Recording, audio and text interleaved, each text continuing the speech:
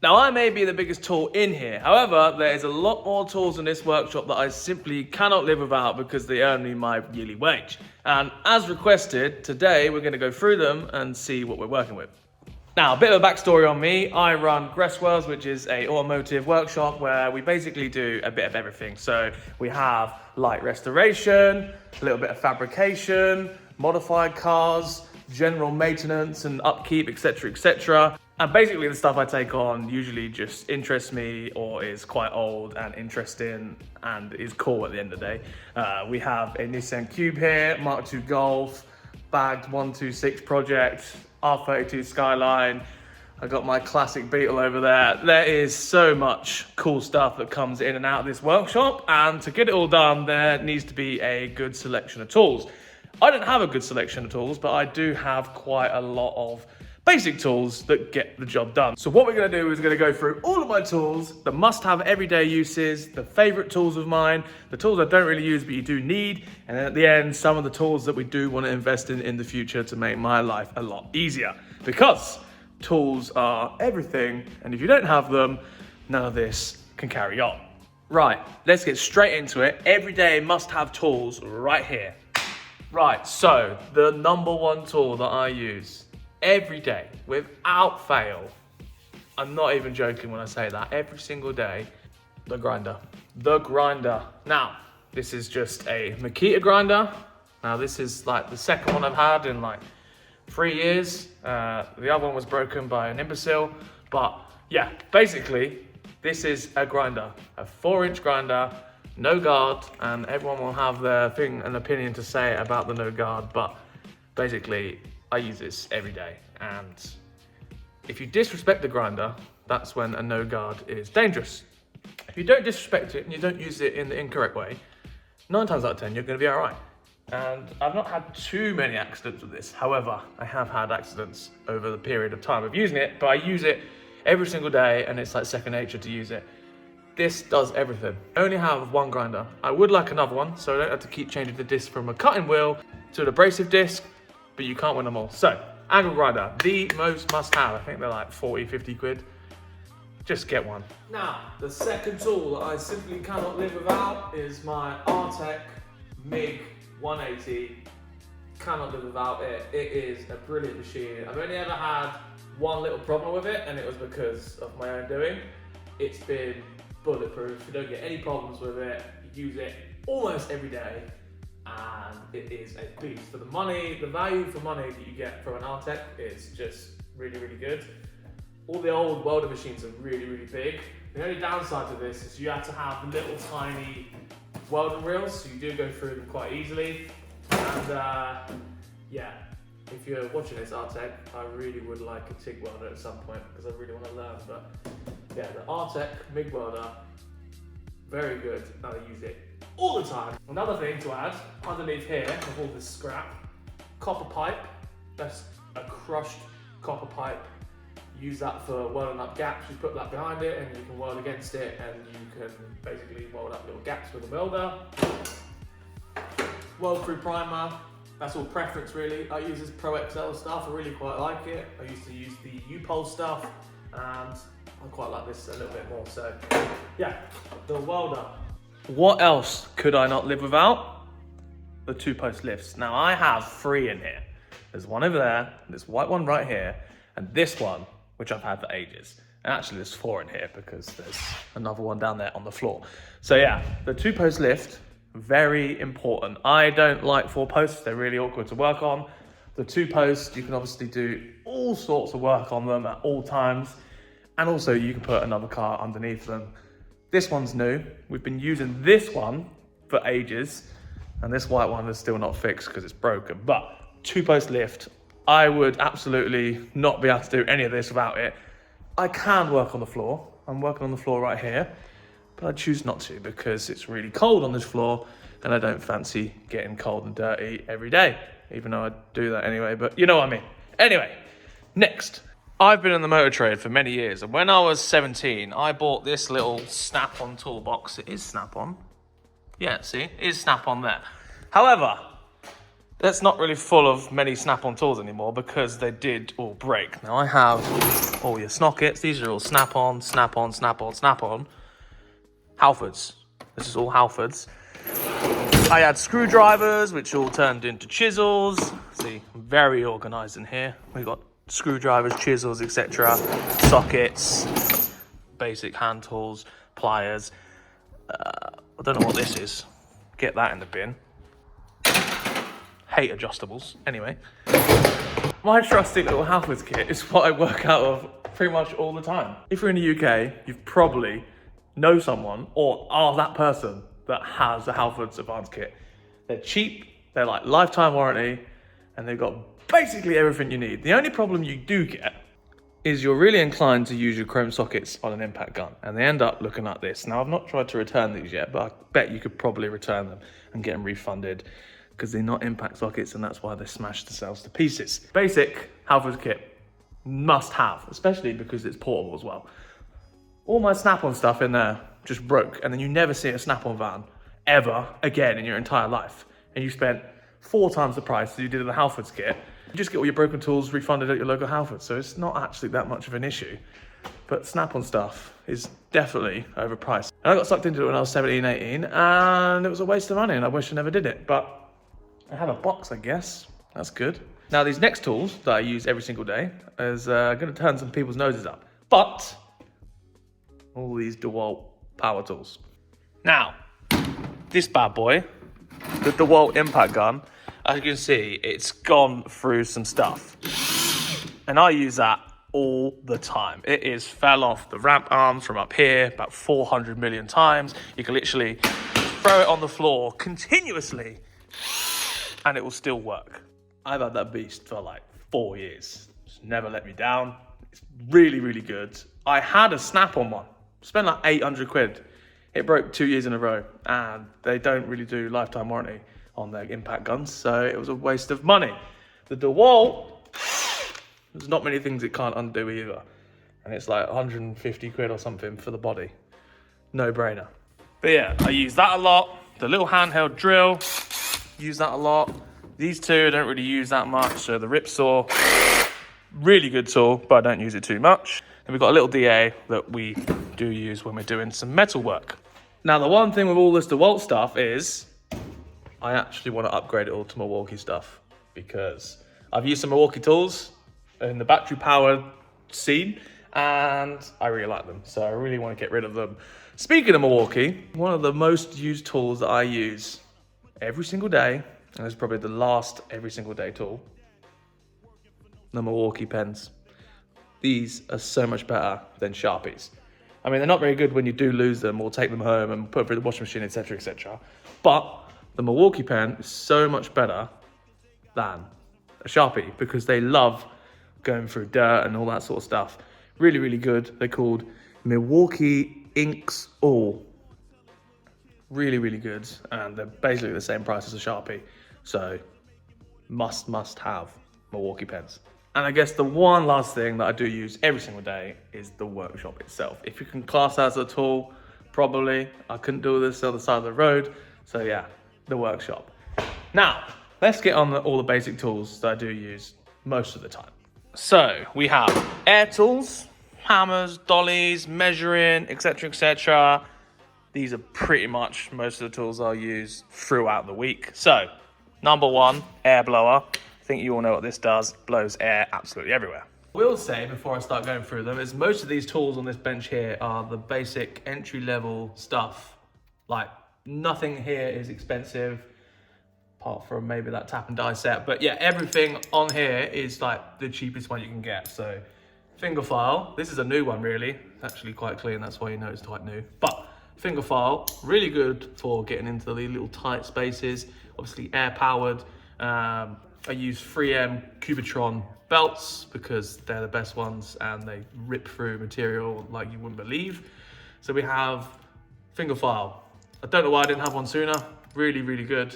It's a Draper one, cheap as you like. Then we have the little die grinder, right? The little die grinder, right? You can put the little abrasive pads on there. You can put these little carbide drill bits on there if you want to elongate some holes, etc., etc. This one in particular is actually designated to abrasive discs because this little piece here is welded on because all of this mechanism kept getting loose. And we made sure that this was just directly abrasive pads only. So yeah, little die grinder. This is probably like 20 quid off eBay. Does the job. Now, if you watch my videos, you'll have heard this thing going off all the time. And the reason it's on quite often is because this and this use quite a lot of air. And when you're using these two, it actually takes up quite a lot of air. So this is always on when you're using this. I wish the compressor was over there outside or something, but I don't have the facilities to do that. But yeah, the compressor is needed for all of these tools here. And I'm glad I have it. Last air tool I have is US Pro little air saw. I've actually got some new blades on the way, but it's basically a hacksaw, which is air powered, and it makes a horrible noise, but it's actually really good for getting into all sorts of little nooks and crannies. And it also says oil daily, which no one ever oils their tools, I don't think, but they work. Air tools done, measuring devices. Now I use all of these quite often, apart from this one. I barely use this one, but I have it anyway. So what I don't really use but I have is a digital angle finder. So you go like this and you can get the angle of what you want, and then on the screen it will tell you what angle it is so you know what you're dealing with. Now I basically never use this tool. Now the reason being is because it's always dead, never has a battery in it, and I don't really need a use for it half the time.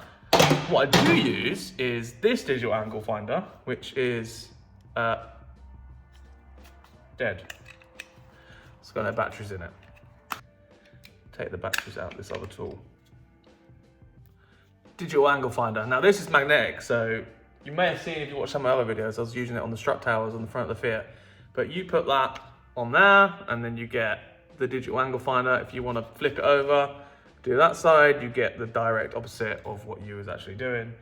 This is really good for finding angles of stuff and things, providing wherever you're measuring is level. So yeah, this is very sensitive though. Like the wind can blow this and the measurement can be all the way out. But it's a good way to guide what you're welding into stuff and stuff like that. So I use this quite often when I'm doing stuff that needs to be perfectly straight. And it's a good thing that it is really sensitive because it actually makes you line things up, which you can't see with the naked eye. So yeah, that's good. The TikTok laser level, which does work. Oh, sorry, but it does work really, really well. And we tested it against a really nice level and it was actually pretty bang on the same. And this was like 15 quid. People can spend like £400 on laser levels from Milwaukee and stuff. But I got this off TikTok and it does the job. So yeah, laser level. The vernier calipers, cannot live without them. Digital, of course, put it on there. What you do with this basically is you want to see how thick this is. You just push it up, 54.58 mil. That's how you know how wide it is, and I use this a lot, especially when measuring for bolts and stuff and just loads of other stuff. It's one of the best tools that I have. Vernier caliper, digital vernier caliper, or verniers as we like to call them. Of course, the basic tape measure,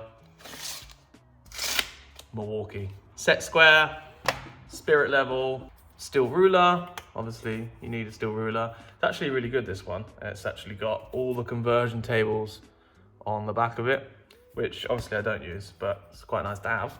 This is one of my favorite tools. It's in my tap and die set.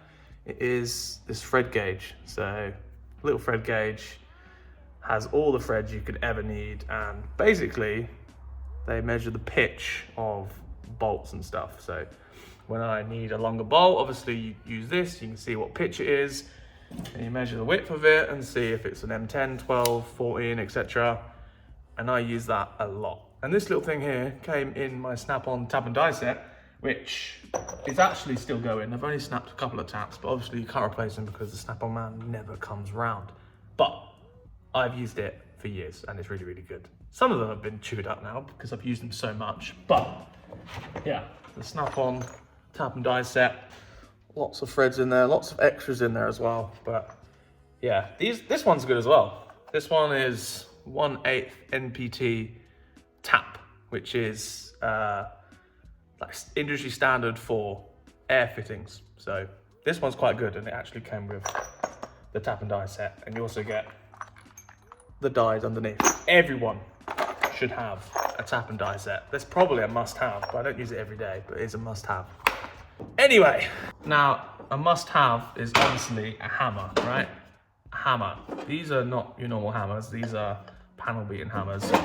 If anything, these are quite literally the cheapest panel beating hammer sets that you can buy. They're definitely not how they should be. They've been abused, and I actually bought them secondhand, and they cost me £20 on Facebook Marketplace. And they came with all the dollies, hammer and dolly kit, all sorts of little shapes. I do use these quite often, mainly this one sometimes as well. These ones here, I don't really use, but I have them. But yeah, they're your basic hammer and dolly set. You can spend a lot of money on hammer and dollies, and the stuff I use and do, I don't really need anything more than this, I've found. Maybe in some applications, but yeah, they're abused. Like they're not flat anymore, so maybe I should get some newer ones or polish them up or whatever. But anyway, I use those quite often. And of course, in the unorganized chaos, I have this hammer, which is a Blue Point hammer, which is smashed to pieces because I'm literally blind. And then other than that, we have just your general little, I don't know where this comes from, your copper hammer, just general stuff like that. Oh look, there's half a hammer. That could also be used as a dolly as well. This little thing, that's a hammer. Never use it, it's just in here. Clamps, lots of welding clamps, mole grips, straight edges, snapped hammers. Oh, this is a Dropworks hammer, which I broke because again, I'm blind. But yeah, lovely. In here, we've obviously got lots of crap, and you might be thinking, wow, he's so unorganized. But obviously, everyone needs a bread knife in their drawers, obviously. While I'm down here, right, we have a little metal folder. So, pull that out of the way. You obviously put your metal in there, clamp it down, and then you fold that up, fold the metal. This is very handy. It's only 24 inches long, which is annoying, but it does come in handy. I should have it bolted down because sometimes it's quite hard to bend it because we don't have a lot of leverage on it. But yeah, that works very well for what I need. One day I'll get a big bend down and I'll have to get rid of this one. But yeah, I got this from Steaksies for like 300 quid. It's quite expensive really for what it is, but most of the stuff I do, you can do in here. And then we have this thing here, which is a bead roller. So this is the cheapest bead roller that you can buy on the internet. I think everyone has seen this. It does the job. You basically put the beads through here. That makes the pressing in the metal. The only thing you have to do to these when you do buy one is weld box section to the back side of it. So basically the blue bit is how it turns up, and it's quite thin. And when you put the bead rollers into the metal, the blue bit flexes and it twists and it ruins what you're doing. Put a bit of box section on the back of it, weld it on there, and it stiffens the whole thing up. Yeah, basically that is how I use it. I literally just bolt this into the vise, and it comes with a handle, but I use mole grips because it doesn't fit under the vise. They do have stands that come with it, which I didn't buy it because I'm cheap. But yeah, I use that bead roller in there, and you get all of these extra dies that come with the bead roll kit. Again, cheapest one on eBay, I think they're like 160 quid, I want to say. Maybe more, not quite sure, but yeah, that's what happens. The other tool that I use, not that regularly, but it does make a difference when you use it, dimple dies. So, you know what a dimple die is? See that press in there? This side here is the inverted side. So you drill a hole in the metal, this size, you poke that through, you poke that on the other side, you put it together, you either press it or nut and bolt it, like this one, nut and bolt it. And I have these in all different sizes, and it puts a dimple die pressing into the metal. Again, these are the cheapest dimple dies on the market. I think, again, they're like 150 quid on eBay, but you get like 5 or 6 of them, all sorts of different sizes, and putting a dimple die in a bit of metal gives it strength basically, and it also looks very cool when used in the correct way. Actually, something got dimple dyed the other day. Look at this. This panel here, this is the bead roll. So that bit there, and that bit, it's all bead rolled. And then these are the dimple dies. These are the shapes that those little tools make. So yeah, a little panel like this. This is folded, dimple die, bead rolled. And then you get a panel which looks OEM. So yeah, we do use it quite often, but only in instances like this. That is most of the tools that I use like on the regular. The only other things are like different tools, which I would say specifically are really good, is these Snap-on wire strippers. These are probably the only things that haven't broken from Snap-on that I've got, but I abuse them. So what these do is strip wires in there. You can crimp the wires and you can also cut the wires. Handheld little stripper, crimper, everything. Really small, really good, and I really like them. So if you do a lot of wiring, I'd probably suggest getting some of these, because they're actually really, really good. Next thing is these. They're just like a weird little bit of pliers. They're actually called like Pelican slide draw pliers. They've got like a pelican's beak on them. They're adjustable. And basically, you see those teeth there? They're all dirty. But rounded bolts, put this on, clamp around it, and this will bite the outside of a bolt like you wouldn't believe. Like rounded off bolts, like stripped Allen keys, etc. Put this on there. The more pressure you put on it, if you get it in the right angle, it will just undo it and it will bite into the bolt, and it will just, you can just undo it with these. I think these are the Blue Point, but they're really, really good. And not many people have them, but I like them. And you got this. So this is really cool because I got this from a charity shop. Impact driver. I think everyone's seen these, but they're really, really good. So look how old it is. It's got all the stuff in here. That's another thing. If you go to an old charity shop or something like that, or vintage shop, they do have old tools occasionally. And if you can buy older tools, I would also say go and buy them, because the older tools are made so much better than all the newer stuff. And old stuff is still going to the day. This is probably like 50, 60 years old maybe, I don't know. But yeah, impact driver. So you put this little bit in there, it's like a screwdriver bit, put that in the end. And if you hit the end of it with a hammer in a screw, this will just sort of like jolt the screw and like spin it. And if you get like a door hinge on an old car with a little Phillips thing, this is perfect for it. You get stuff like the securing bolts on like discs, this is perfect for it, because it just goes like that and it stops you stripping out these big thick screws. But yeah, old tools, if you can buy them, jump on them. Now, the one thing that I want to implement more into my work, and I want to just sort of use this method a bit more, is 3D printing.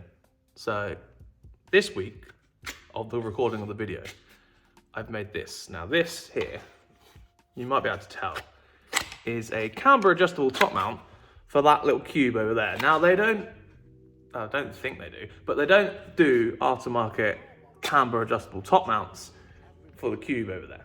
Now, I'm gonna have to make this out of metal. So this is 3D printed. I have an Apple Mac and I use Fusion 360 to design some parts, which is how I designed all this. So I've put a little picture up on the screen, but it's a free program which you can basically draw parts. It's like CAD basically, but you can draw parts like this.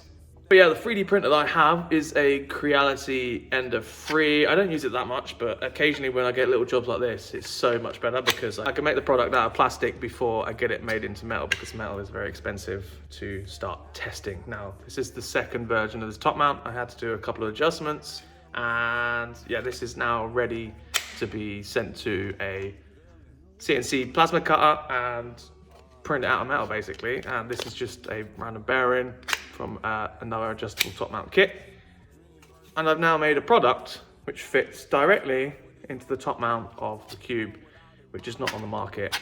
And that cost me, I don't know, 20p to make, not even, probably like 2p actually.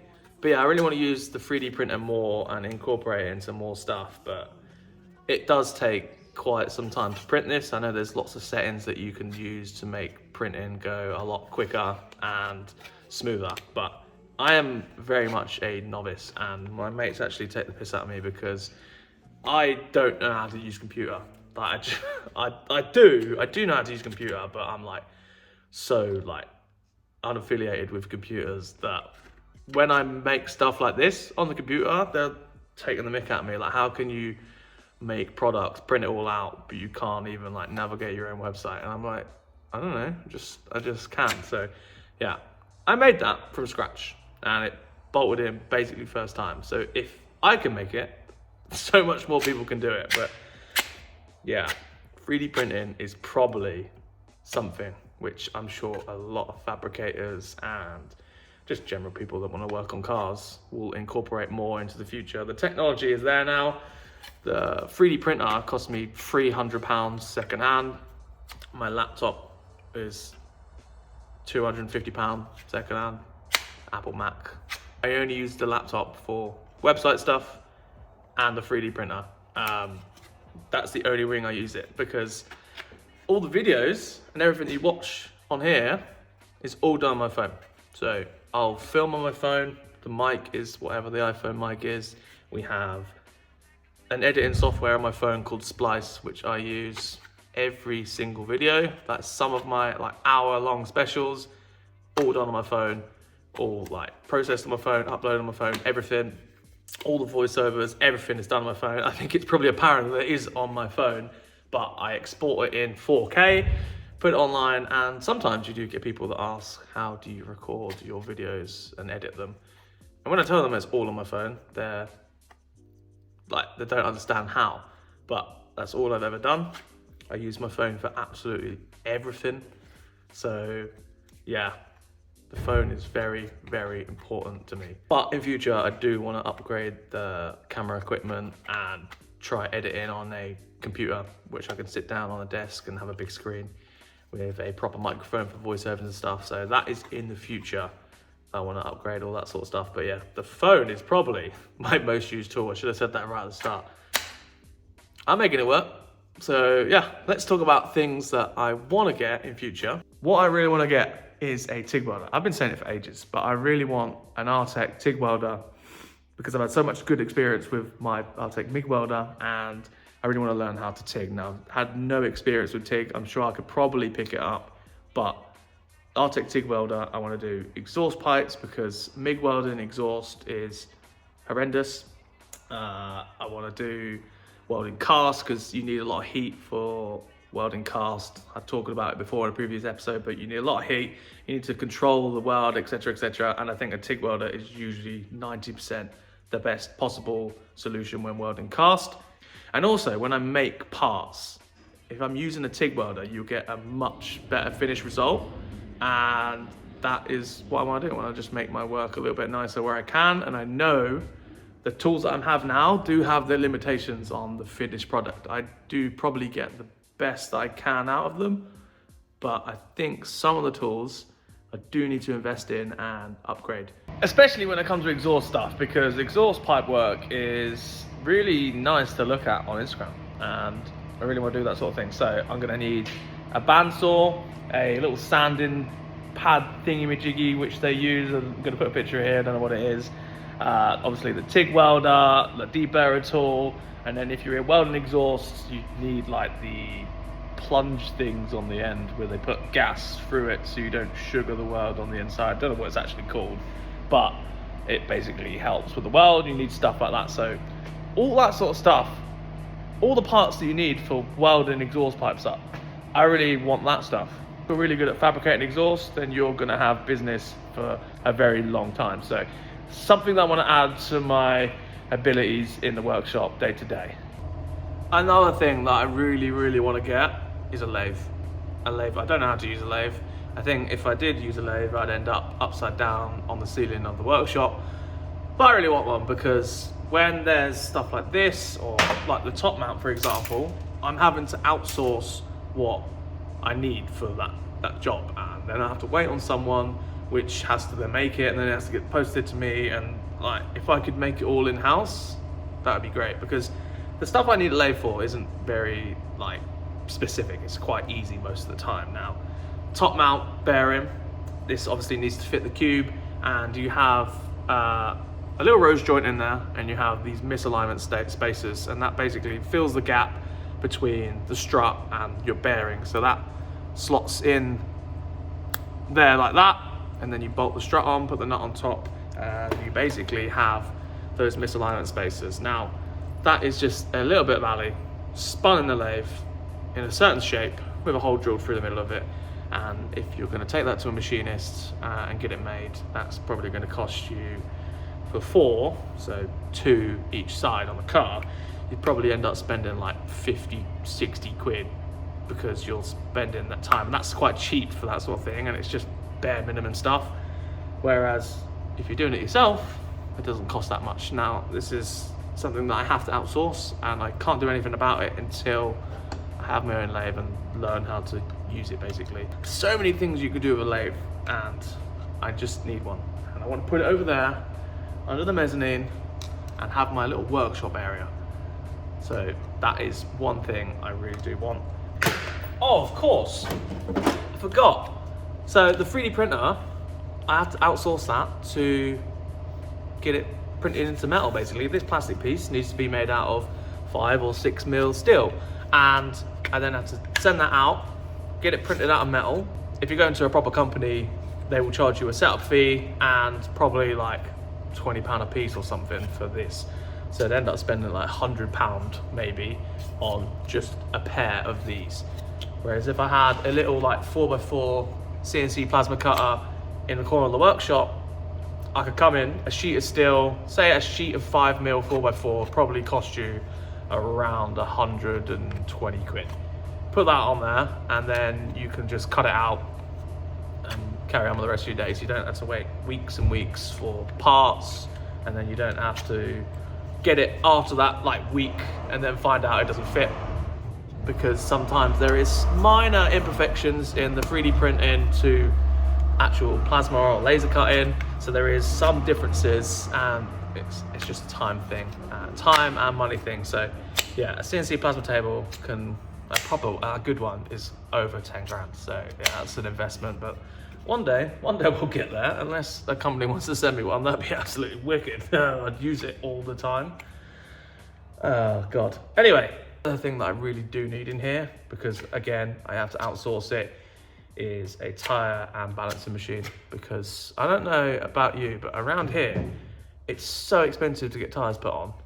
My local guy, which does all the stretch tires, he started charging like £30 each wheel to stretch it, balance it, take the other tire off and dispose of it or whatever.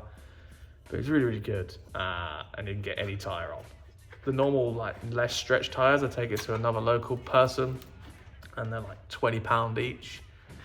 It's just so much money, and it takes time out of my day, because I have to go somewhere and put money into someone else's pocket to fit a set of tires and come back. If I get tires fit on something, it's like a 3-hour round trip usually. It's just a nightmare. So yeah, a tire machine is well needed. And of course, this is not all my tools. There's so many tools around the workshop which I have to use every day. But if I talked about every single tool in this workshop, the video would be boring. It's probably boring as it is because I'm rambling on, but there you go. That is a look into what I use every day. I actually get that comment all the time that people would like to see what I use day in, day out. So there you go. There is a video on that. And I've done it because this week in general has been a bit of a nightmare, and we've not got much videoable progress in the workshop. Skyline's had bits done on it. This little Z11 cube, well, as you can see, I've got it really, really low. I've not filmed any of it because it's just figuring out. Waiting for bits for the little Fiat 126. Waiting for bits for that Golf, but it's very much nearly finished. It's just fighting me the entire time with just little tiny pieces left, right and centre. But yeah, I've just been doing a little bit on that and just generally trying to sort my life out, because there's so much that I want to do and there's so much that I still need to prepare for the entire year. So I thought this little video today might interest a few of you, and that means I don't miss a video. Also subscribe, it will make me happy. Goodbye.